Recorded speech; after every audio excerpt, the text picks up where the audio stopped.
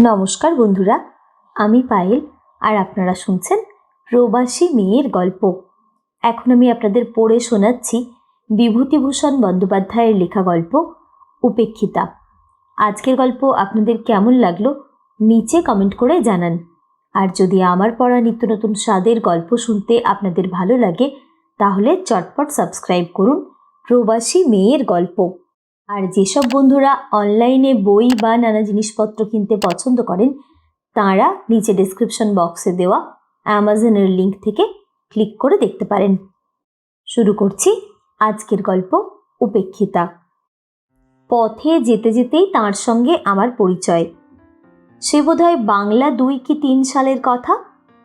নতুন কলেজ থেকে বার হয়েছি, এমন সময়ে বাবা মারা গেলেন। সংসারের অবস্থা ভালো ছিল না। স্কুল মাস্টারে নিয়ে গেলুম হুগলি জেলার একটা পাড়া গাঁয়ে। গ্রামটির অবস্থা একসময় খুব ভালো থাকলেও আমি যখন গেলুম তখন তার অবস্থা খুব শোচনীয়। খুব বড় গ্রাম, অনেকগুলি পাড়া। গ্রামের এক প্রান্ত থেকে আরেক প্রান্ত বোধহয় 1 ক্রোশেরও ওপর। প্রাচীন আম কাঁঠালের বনে সমস্ত গ্রামটি অন্ধকার। আমি ও গ্রামে থাকতুম না। গ্রাম থেকে প্রায় 1 মাইল দূরে সে গ্রামের রেল স্টেশন। স্টেশন মাস্টারের একটি ছেলেকে পড়ানোর ভার নিয়ে সেই রেলের পিডব্লিউডির একটা পরিত্যক্ত বাংলোয় থাকতুম। চারিদিকে নির্জন মাঠ, মাঝে মাঝে তালবাগান। স্কুলটি ছিল গ্রামের ও প্রান্তে। মাঠের মধ্যে নেমে হেঁটে যেতুম প্রায় 1 ক্রোশ। একদিন বর্ষাকাল, বেলা 10টা বাজে প্রায়। স্কুলে যাচ্ছি। সোজা রাস্তা দিয়ে না গিয়ে একটু শীঘ্র যাবার জন্য পাড়ার ভেতর দিয়ে একটা রাস্তা নেমে গিয়েছে, সেইটা দিয়ে যাচ্ছি। সমস্ত পথটা বড় বড় আম কাঁঠালের ছায়ায় ভরা। একটু আগে খুব এক পশলা বৃষ্টি হয়ে গিয়েছিল। আকাশ মেঘে আচ্ছন্ন ছিল। গাছের ডাল থেকে টুপটুপ করে বৃষ্টির জল ঝরে পড়ছিল। একটা জীর্ণ ভাঙা ঘাটওয়ালা প্রাচীন পুকুরের ধার দিয়ে রাস্তা। সেই রাস্তা বেয়ে যাচ্ছি। সেই সময়ে কে একটি স্ত্রীলোক, খুব টকটকে রংটা, হাতে অনন্তবালা, পরনে চওড়া লালপাড় শাড়ি, বয়স 24-25 হবে। পাশের একটা সরু রাস্তা দিয়ে ঘোড়া নিয়ে উঠলেন আমার সামনের রাস্তায়। বোধহয় পুকুরে যাচ্ছিলেন জল আনবার জন্য। আমায় দেখে ঘোমটা টেনে পথের পাশে দাঁড়ালেন। আমি পাশ কাটিয়ে জোরে চলে গেলুম। আমার এখন স্বীকার করতে লজ্জা হয়, কিন্তু তখন আমি ইউনিভার্সিটির সদ্য প্রসূত গ্র্যাজুয়েট, বয়স সবে 20, অবিবাহিত। সংস্কৃত কাব্য সাহিত্যের পাতায় পাতায় যেসব তরলিকা, মঞ্জুলিকা, বাসন্তী, উজ্জয়িনী বাসিনী, অগরুবাস মুদিতকেশা তরুণী অভিসারিকার দল, তাদের তুষার ধবল কোমল বাহুবল্লী নিয়ে আমার তরুণ মনের মধ্যে রাতদিন একটা সুমিষ্ট কল্পলোকের সৃষ্টি করে রেখেছিল। তাই সেদিন সেই সুশ্রী তরুণী রূপ, তার বালা অনন্তপরা অনাবৃত হাত দুটির সুঠাম সৌন্দর্য, আর সকলের ওপর তার পরনের শাড়ি দ্বারা নির্দিষ্ট তার সমস্ত দেহের একটা মহিমান্বিত সীমারেখা আমাকে মুগ্ধ এবং অভিভূত করে ফেললে। আমার মনের ভিতর এক প্রকারের নতুন অনুভূতি, আমার বুকের রক্তের তালে তালে সেদিন একটা নতুন স্পন্দন আমার কাছে বড় স্পষ্ট হয়ে উঠল। বিকেলবেলা রেল লাইনের ধারে মাঠে গিয়ে চুপ করে বসে রইলুম। তালবাগানের মাথার ওপর সূর্য অস্ত যাচ্ছিল। বেগুনি রঙের মেঘগুলো দেখতে দেখতে ক্রমে ধূসর, পরেই আবার কালো হয়ে উঠতে লাগলো। আকাশের অনেকটা জুড়ে মেঘগুলো দেখতে হয়েছিল যেন একটা আদিম যুগের জগতের উপরিভাগের বিস্তীর্ণ মহাসাগর। বেশ কল্পনা করে নেওয়া যাচ্ছিল সেই সমুদ্রের চারপাশে একটা গাঢ় রহস্যভরা অজ্ঞাত মহাদেশ, যার অন্ধকারময় বিশাল অরণ্যানীর মধ্যে প্রাচীন যুগের লুপ্ত অতিকায় প্রাণীরা সব ঘুরে বেড়াচ্ছে। দিন কেটে গিয়ে রাত হলো। বাসায় এসে কিডস পড়তে শুরু করলুম। পড়তে পড়তে কখন ঘুমিয়ে পড়েছি। মাটির প্রদীপের বুক পুড়ে উঠে প্রদীপ কখন নিভে গিয়েছে। অনেক রাত্রে উঠে দেখলুম বাইরে টিপটিপ বৃষ্টি পড়ছে, আকাশ মেঘে অন্ধকার। তার পরদিনও পাড়ার ভিতর দিয়ে গেলুম। সেদিন কিন্তু তাকে দেখলুম না। আসবার সময়ও সেখান দিয়েই এলুম, কাউকে দেখলুম না। পরদিন ছিল রবিবার, সোমবার দিন আবার সেই পথ দিয়েই গেলুম। পুকুরটার কাছাকাছি গিয়েই দেখি যে তিনি জল নিয়ে ঘাটের সিঁড়ি বেয়ে উঠছেন।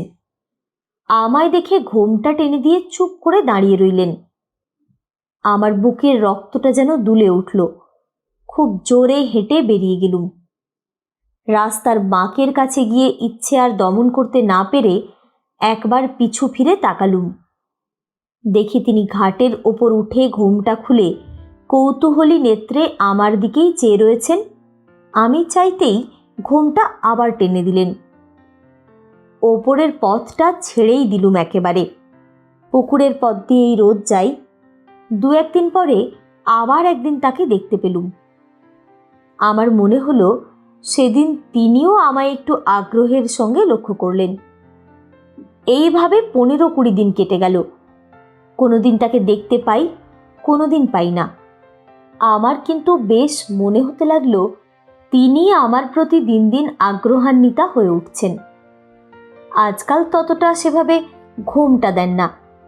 আমারও কি হলো, তার গতিভঙ্গির একটা মধুর শ্রী, তার দেহের একটা শান্ত কমনীয়তা আমায় দিন দিন যেন অক্টোপাসের মতো জড়িয়ে ফেলতে লাগলো।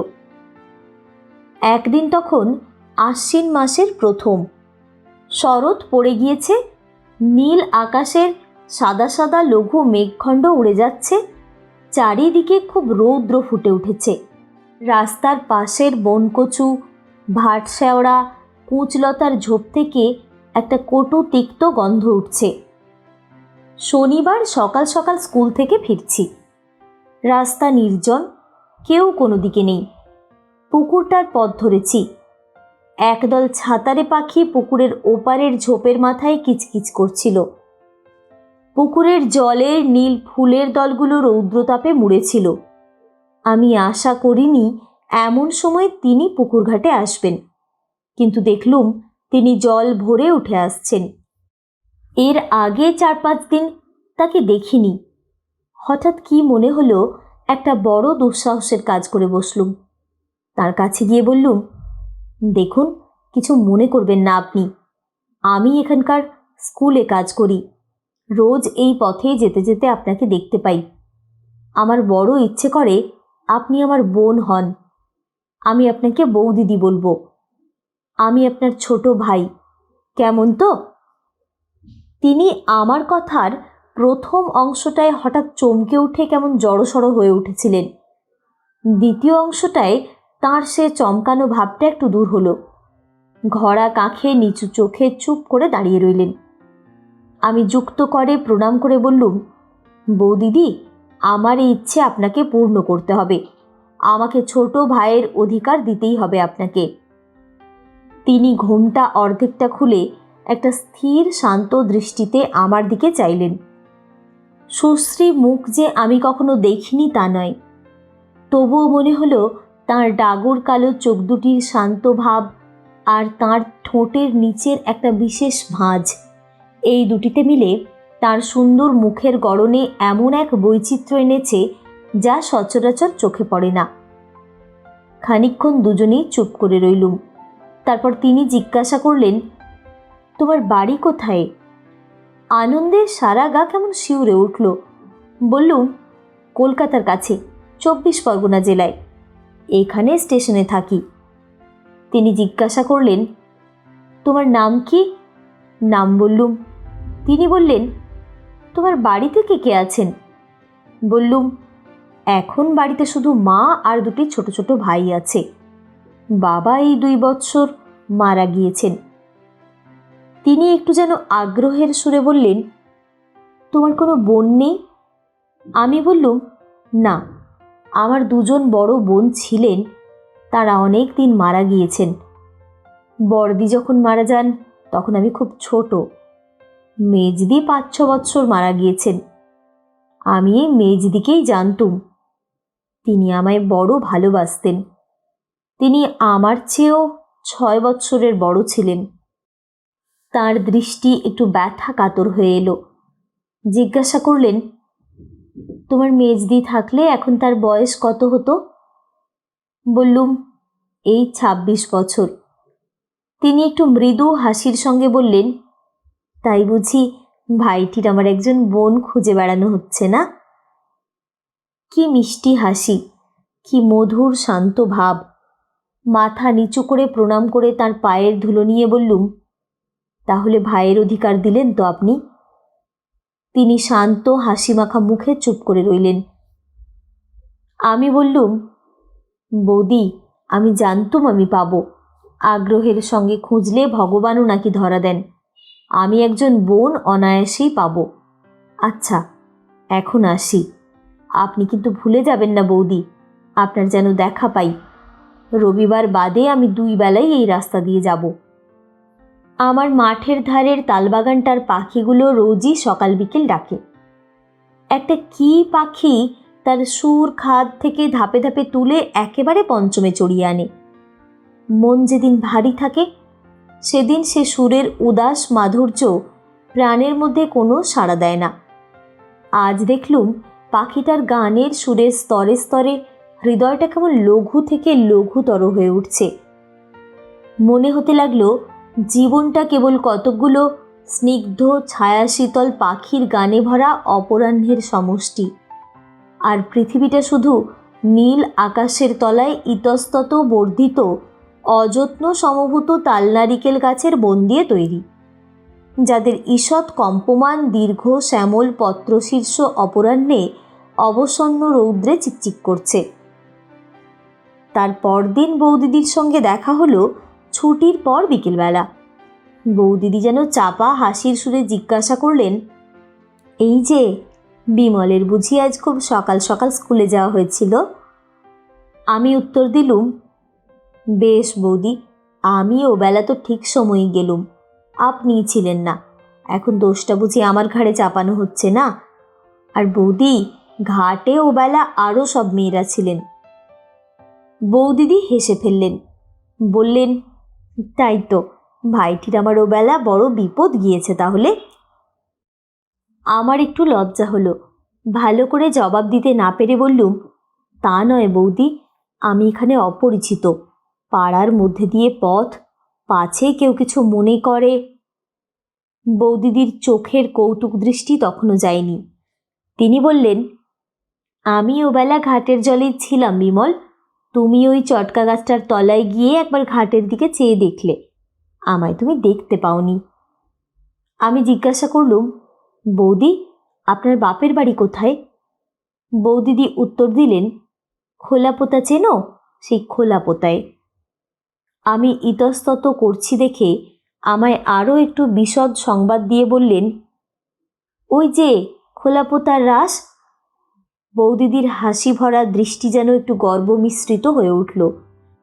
কিন্তু বলা আবশ্যক যে খোলাপোতা বলে কোনো গ্রামের নাম এই প্রথম আমি শুনলুম।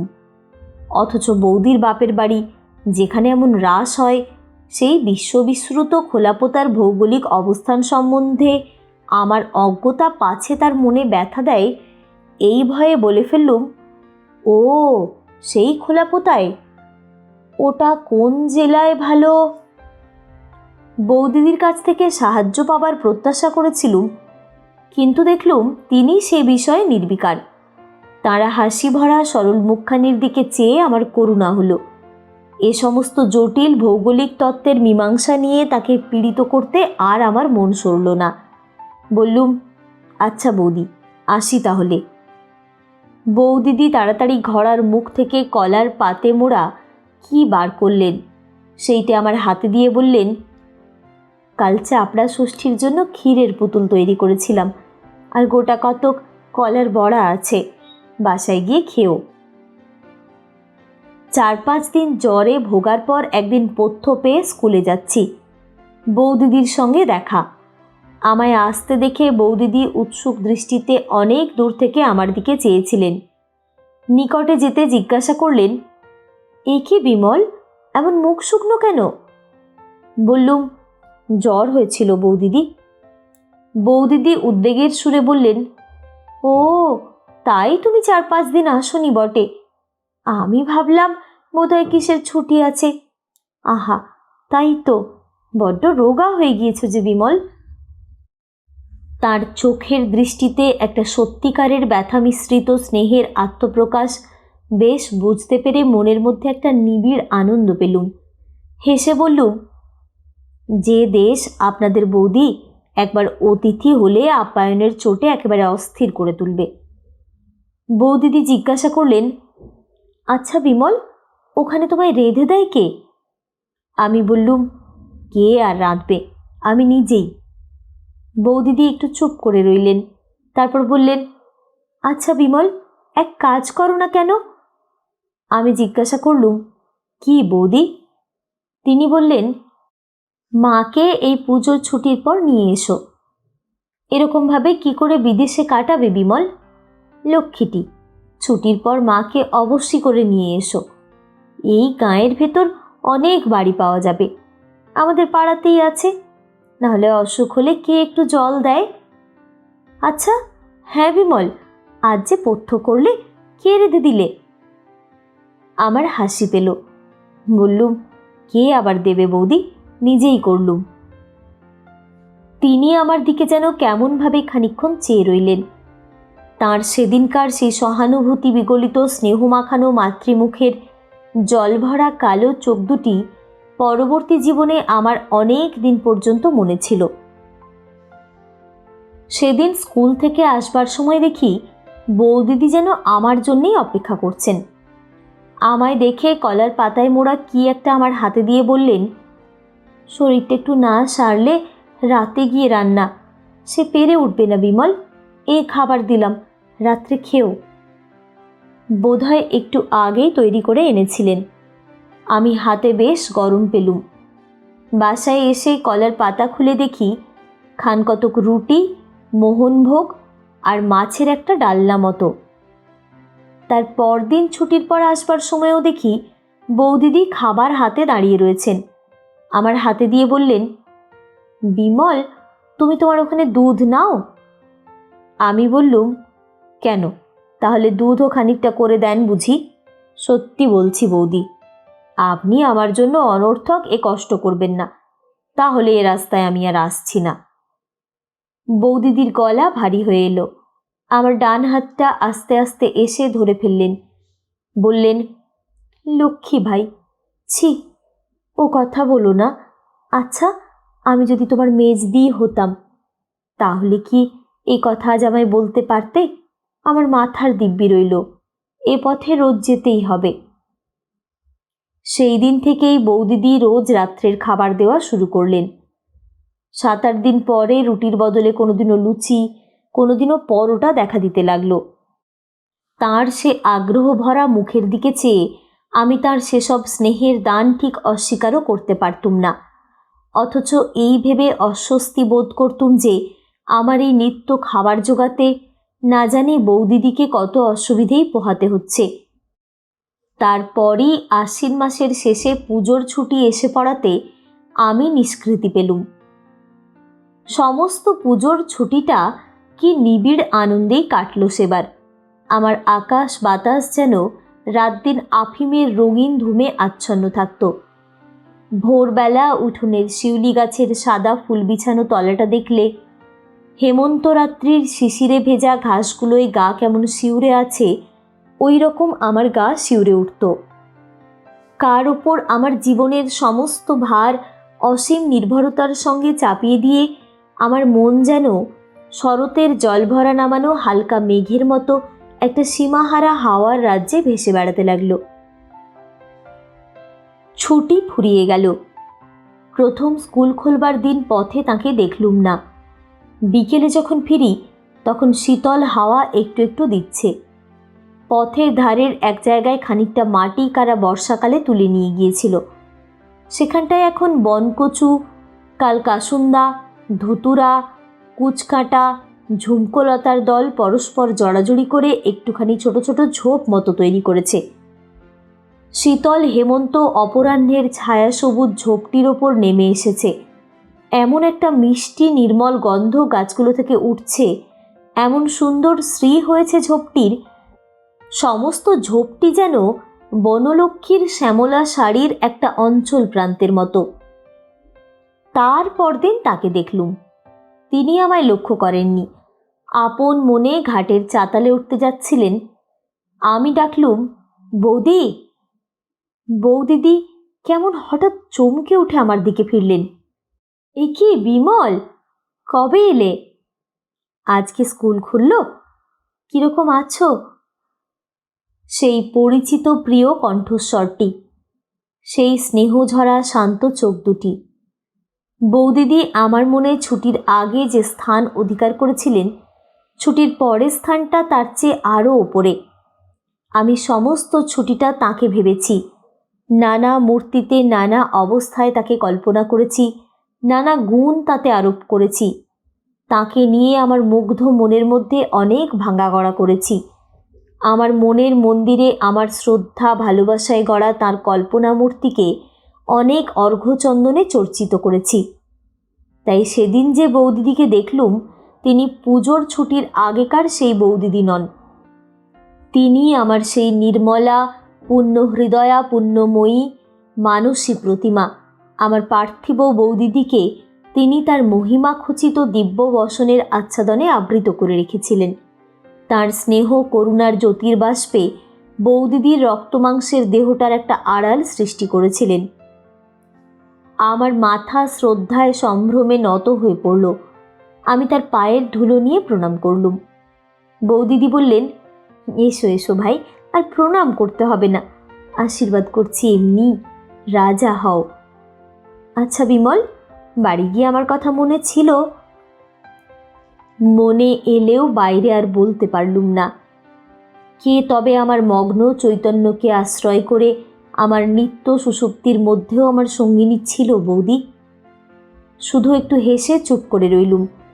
বৌদিদি জিজ্ঞাসা করলেন, মা ভালো আছেন? আমি উত্তর দিলুম, হ্যাঁ বৌদি, তিনি ভালো আছেন, তাকে আপনার কথা বললুম। বৌদিদি আগ্রহের সুরে বললেন, তিনি কি বললেন? আমি বললুম। শুনে মার দুই চোখ জলে ভরে এলো। বললেন, একবার দেখাবি তাকে বিমল? আমার নলিনীর শোক বোধ হয় তাকে দেখলে অনেকটা নিবারণ হয়। বৌদিদিরও দেখলুম দুই চোখ ছলছল করে এলো। আমায় বললেন, হ্যাঁ বিমল, তা মাকে এই মাসে নিয়ে এলে না কেন? আমি বললুম, সে এখন হয় না বৌদি। বৌদিদি একটু ক্ষুব্ধ হলেন, বললেন, বিমল, জানো তো সেবার কীরকম কষ্টটা পেয়েছ? এই বিদেশ বিভুঁই মাকে আনলে এই মিথ্যে কষ্টটা তো আর ভোগ করতে হয় না। আমি উত্তর দিলুম, বৌদি, আমি তো আর ভাবিনি যে আমি বিদেশে আছি। যেখানে আমার বৌদি রয়েছেন সে দেশ আমার বিদেশ নয়। মা না থাকলেও আমার এখানে ভাবনা কিসের বৌদি? বৌদিদির চোখে লজ্জা ঘনিয়ে এলো। আমার দিকে ভালো করে চাইতে পারলেন না। বললেন, হ্যাঁ, আমি তো সবই করছি, আমার কি কিছু করার জো আছে? কত পরাধীন আমরা, তা জানো তো ভাই। ওসব নয়, তুমি এই মাসেই মাকে আনো। আমি কথাটাকে কোনো রকমে চাপা দিয়ে সেদিন চলে এলুম। তার পরদিন ছুটির পর আবার বৌদিদির সঙ্গে দেখা। অনেক কথাবার্তার পর আসবার সময়ে তিনি কলার পাতা মোড়া আবার কি একটা বার করলেন। তার হাতে কলার পাতা দেখলেই আমার ভয় হয়। আমি শঙ্কিত চিত্তে বলে উঠলুম, ও আবার কি বৌদি, আবার সেই? বৌদিদি বাধা দিয়ে বললেন, আমার কি কোনো সাধ নেই বিমল? ভাই ফোঁটাটা অমনি অমনি গেল, কিছু কি করতে পারলুম? কলার পাতা মোড়া রহস্যটি আমার হাতে দিয়ে বললেন, এতে একটু মিষ্টি মুখ করো, আর এইটে নাও, একখানা কাপড় কিনে নিও।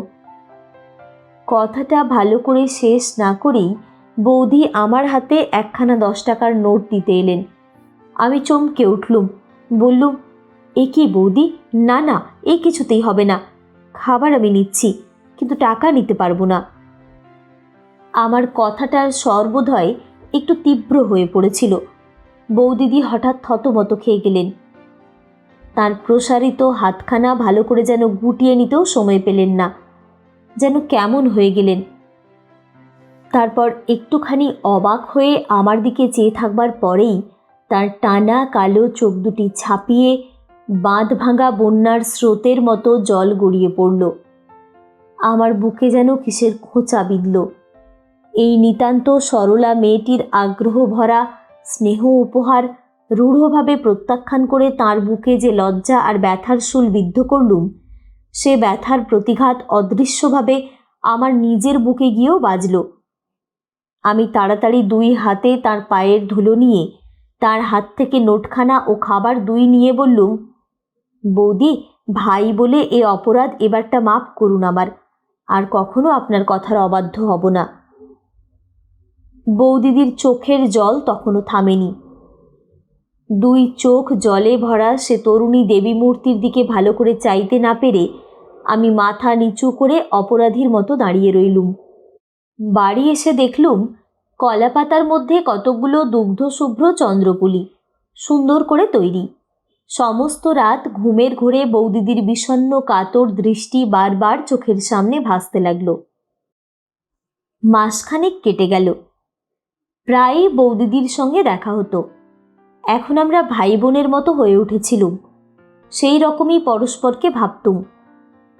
একদিন আসছি, শার্টের একটা বোতাম আমার ছিল না। বৌদি জিজ্ঞাসা করলেন, এ কি, বোতাম কোথায় গেল? আমি বললুম, সে কোথায় গিয়েছে বৌদি, বোতাম পরাতে জানি নে, কাজেই ওই অবস্থা। তার পরদিন দেখলুম তিনি সুতো বোতাম সমেতই এসেছেন। আমি বললুম, বৌদি, এটা ঘাটের পথ, আপনি বোতাম পরাতে পরাতে কেউ যদি দেখে তো কি মনে করবে? আপনি বরং সূঁচটা আমায় দিন, আমি বাড়ি গিয়ে চেষ্টা করব এখন। বৌদি হেসে বললেন, তুমি চেষ্টা করে যা করবে তা আমি জানি, নাও সরে এসো এদিকে।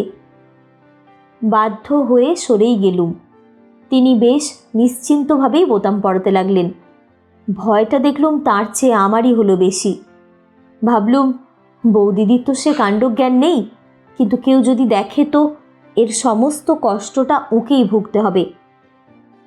একদিন বৌদিদি জিজ্ঞাসা করলেন, বিমল, গোকুল পিঠে খেয়েছ?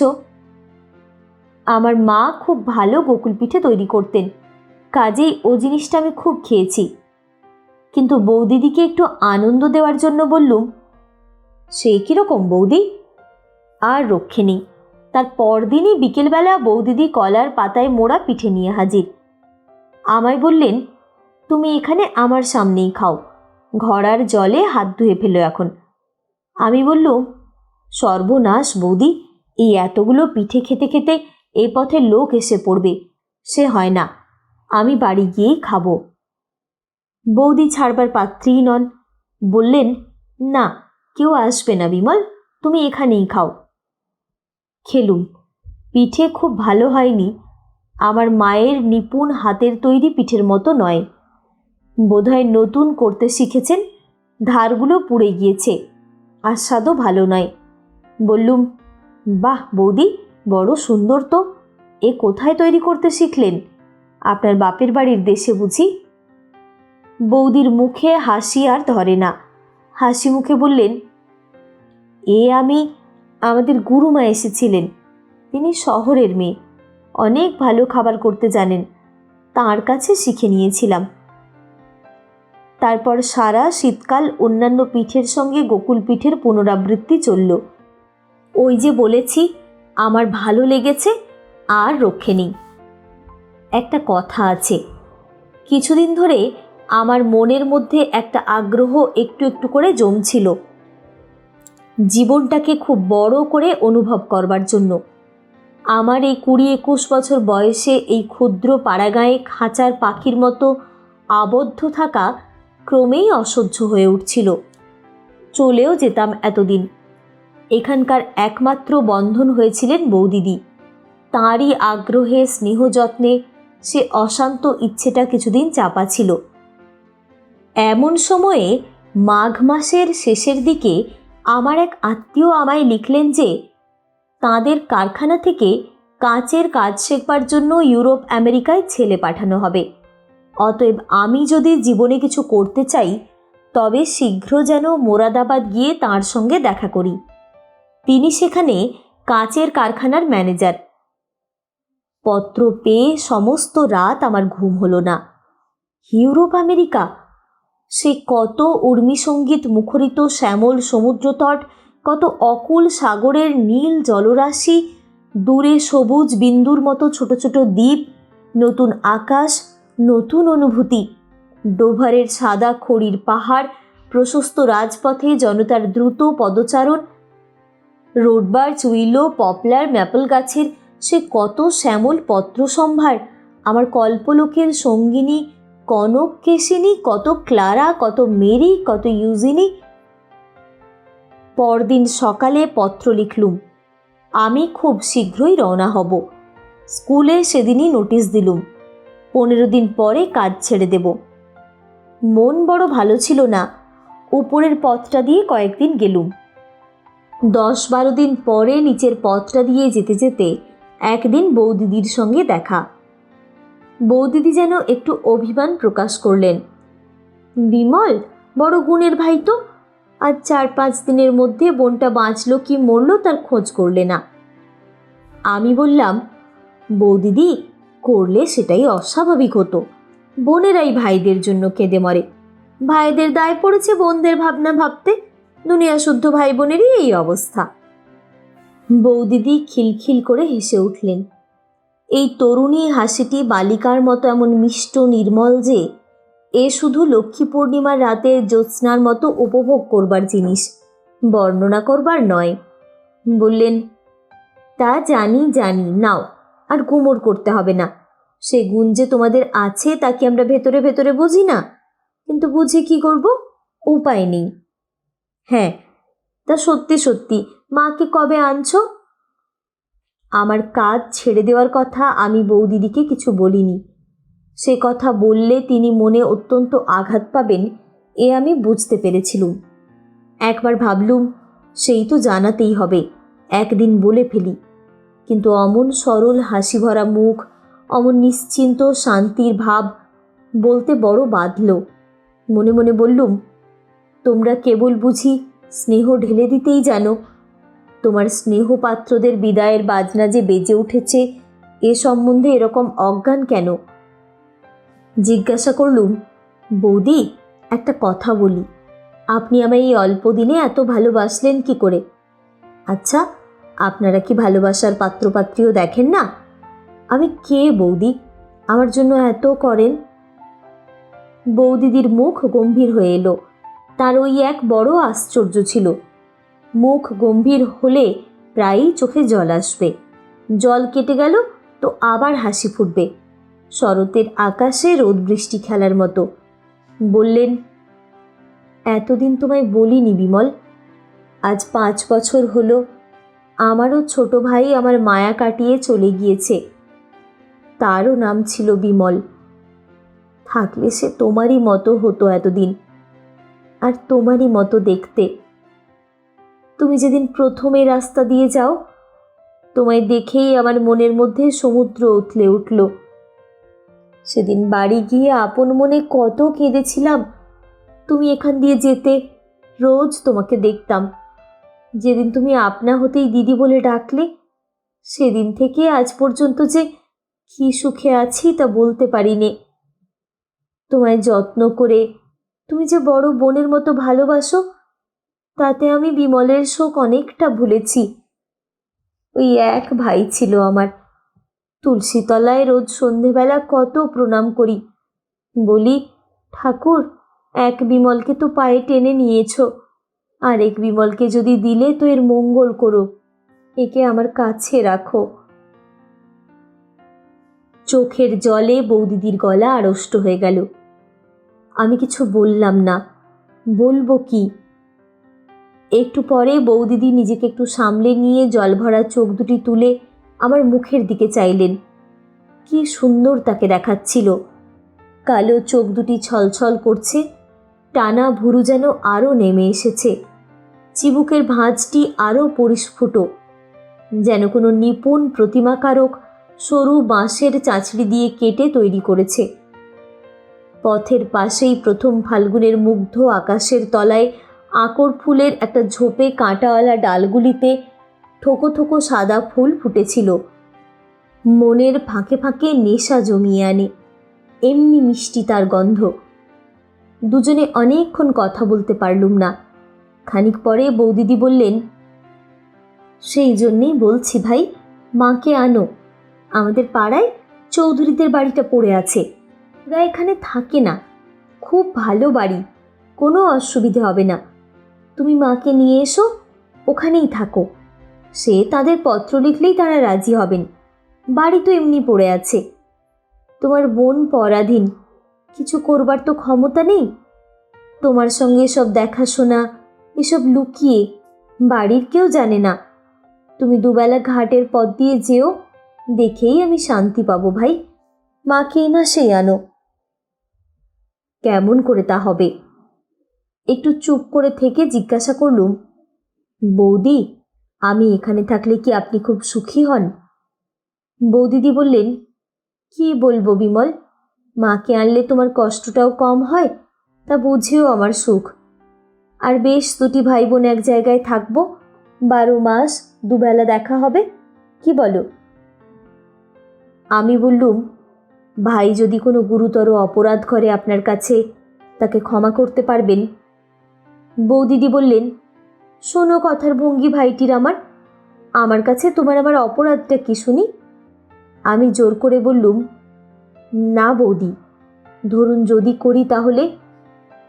বৌদিদি আবার হেসে বললেন, না না, তাহলেও নয়। ছোট ভাইটির কোনো কিছুতেই অপরাধ নেই আমার কাছে, আমি যে বড় বোন। চোখে জল এসে পড়ল। আড়ষ্ট গলায় বললুম, ঠিক বৌদি, ঠিক।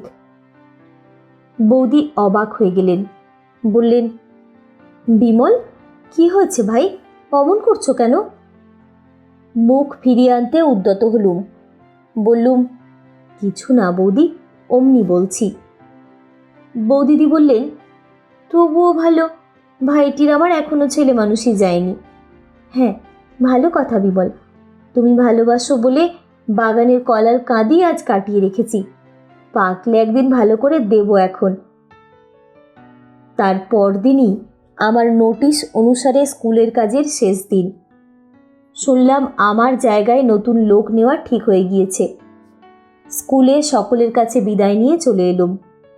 শুধু একবার শেষ দেখা করবার জন্যেই তার পরদিন পুকুরের ঘাটে ঠিক সময়ে গেলুম। তার দেখা পেলে যে কি বলবো তা ঠিক করে সেখানে যাইনি। সত্য কথা সব খুলে বলতে বোধহয় পারতুম সেদিন, কিন্তু দেখা হলো না। সব দিনই তো দেখা হতো, প্রায় 2-3 দিন অন্তর দেখা হতো, আবার কিছুদিন ধরে হয়তো রোজই দেখা হতো। সেদিন বিকেলে গেলুম, তার পরদিন সকালেও গেলুম, কিন্তু দেখা পেলুম না। সেদিন চলে আসবার সময়ে সেখানকার মাটি একটু কাগজে মুড়ে পকেটে নিলুম, যেখানে তার সঙ্গে প্রথম পরিচয় হবার দিন তিনি দাঁড়িয়েছিলেন। সেই দিনই বিকেলে জিনিসপত্র গুছিয়ে নিয়ে চিরদিনের মতো সেই গ্রাম পরিত্যাগ করলুম।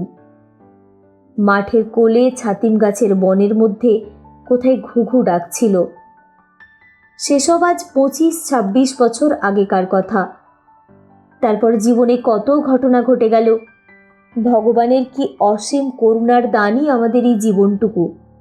উপভোগ করে দেখলুম এ কি মধু, কত নতুন দেশ, কত নতুন মুখ, কত জ্যোৎস্না রাত্রি, নতুন নবঝোপের নতুন ফুল, কত জুঁই ফুলের মতো শুভ্র নির্মল হৃদয়, কান্না জড়ানো কত সে মধুর স্মৃতি। কাকার কাছে মোরাদাবাদে কাঁচের কারখানায় গেলুম। বছরখানেক পরে তারা আমায় পাঠিয়ে দিলে জার্মানিতে কাঁচের কাজ শিখতে। তারপর কলোয়ে গেলুম কাটা বেলোয়ারি কাঁচের কারখানার কাজ শিখবার জন্য। সেখানে অনেক দিন রইলুম। সেখানে থাকতে থাকতে একজন আমেরিকান যুবকের সঙ্গে খুব বন্ধুত্ব হলো। তিনি ইলিনয় বিশ্ববিদ্যালয়ের গ্র্যাজুয়েট। শিকাগো ইন্টার ওশান কাগজের তিনি ফ্রান্স দেশস্থ সংবাদদাতা। তিনি প্রায়ই ওখানে আসতেন। তাঁরই পরামর্শে তাঁর সঙ্গে আমেরিকায় গেলুম। তাঁর সাহায্যে 2-3টে বড় বড় কাঁচের কারখানার কাজ দেখবার সুযোগ পেলুম। পিটসবার্গে কার্নেগির ওখানে প্রায় 6 মাস রইলুম নতুন ধরনের ব্লাস্ট ফার্নেসের কাজ ভালো করে বোঝবার জন্য। মিডল ওয়েস্টের একটা কাঁচের কারখানায় প্রভাত দে কি বসু বলে একজন বাঙালি যুবকের সঙ্গে দেখা হলো। তাঁরও বাড়ি 24 পরগনা জেলায়। সে ভদ্রলোক নিঃসম্বল জাপান থেকে আমেরিকায় গিয়ে মহা হাবুডুবু খাচ্ছিলেন। তাঁরই মুখে শুনলুম সিয়াটেলে একটা নতুন কাচের কারখানা খোলা হচ্ছে। আমি জাপান দিয়ে আসবো স্থির করেছিলুম, কাজেই আসবার সময় সিয়াটেল গেলুম। তারপর জাপান ঘুরে দেশে এলুম। মা ইতিমধ্যে মারা গিয়েছিলেন। ভাই দুটিকে নিয়ে গেলুম মোরাদাবাদ। বেশি দিন ওখানে থাকতে হলো না। বম্বেতে বিয়ে করেছি। আমার শ্বশুর এখানে ডাক্তারি করতেন। সেই থেকে বম্বে অঞ্চলেরই অধিবাসী হয়ে পড়েছি। বহুদিন বাংলাদেশে যাইনি, প্রায় 16-17 বছর হলো। বাংলাদেশের জলমাটি গাছপালার জন্য মনটা তৃষিত আছে। তাই আজ সন্ধ্যের সময় সমুদ্রের ধারে বসে আমার সবুজ শাড়ি পরা বাংলা মায়ের কথাই ভাবছিলুম। রাজাবাই টাওয়ারের মাথার উপর এখনো একটু একটু রোদ আছে। বন্দরের নীল জলে একখানা জাহাজ দাঁড়িয়ে দাঁড়িয়ে ধোঁয়া ছাড়ছে। এখানে এক্ষুনি ছেড়ে যাবে। বাঁ ধারে খুব দূরে এলিফ্যান্টার নীল সীমারেখা। ভাবতে ভাবতে প্রথম যৌবনের একটা বিস্তৃত প্রায় ঝাপসা ছবি বড় স্পষ্ট হয়ে মনে এলো। 25 বছর পূর্বের এমনি এক সন্ধ্যায় দূর বাংলাদেশের এক নিভৃত পল্লীগ্রামের জীর্ণ সানবাঁধানো পুকুরের ঘাট বেয়ে উঠেছে আর্দ্র বসনা তরুণী এক পল্লীবধূ। মাটির পথের বুকে বুকে লক্ষ্মীর চরণ চিহ্নের মতো তার জলসিক্ত পা দুখানির রেখা আঁকা। আধার সন্ধ্যায় তার পথের ধারের বেণুকুঞ্জে লক্ষ্মী প্যাঁচা ডাকছে। তার স্নেহ ভরা পবিত্র বুকখানি বাইরের জগৎ সম্বন্ধে নিশ্চিত অনিশ্চয়তায় ভরা। আম কাঁঠালের বনের মাথার উপরকার নীলাকাশে দু একটা নক্ষত্র উঠে সরলা স্নেহদুর্বলা বধূটির ওপর সস্নেহ কৃপাদৃষ্টিতে চেয়ে আছে। তারপর এক শান্ত আঙিনায় তুলসী মঞ্চমূলে স্নেহাস্পদের মঙ্গল প্রার্থিনী সে কোন প্রণাম নিরতা মাতৃমূর্তি, করুণা মাখা অশ্রু ছল ছল। ওগো লক্ষ্মী, ওগো স্নেহময়ী পল্লীবধূ, তুমি আজও কি আছো? এই সুদীর্ঘ 25 বছর পরে আজও কি তুমি সেই পুকুরের ভাঙা ঘাটে সেই রকম জল আনতে যাও? আজ সে কত কালের কথা হলো। তারপর জীবনে আবার কত কি দেখলুম, আবার কত কি পেলুম। আজ কত দিন পরে আবার তোমার কথা মনে পড়ল। তোমায় আবার দেখতে বড় ইচ্ছে করছে দিদিমণি। তুমি আজও কি আছো? মনে আসছে অনেক দূরের যেন কোনো খড়ের ঘর, মিটমিটে মাটির প্রদীপের আলো, মৌন সন্ধ্যা, নীরব ব্যথার অশ্রু, শান্ত সৌন্দর্য, স্নেহমাখা রাঙা শাড়ির আঁচল। আরব সমুদ্রের জলে এমন করুণ সূর্যাস্ত কখনো হয়নি।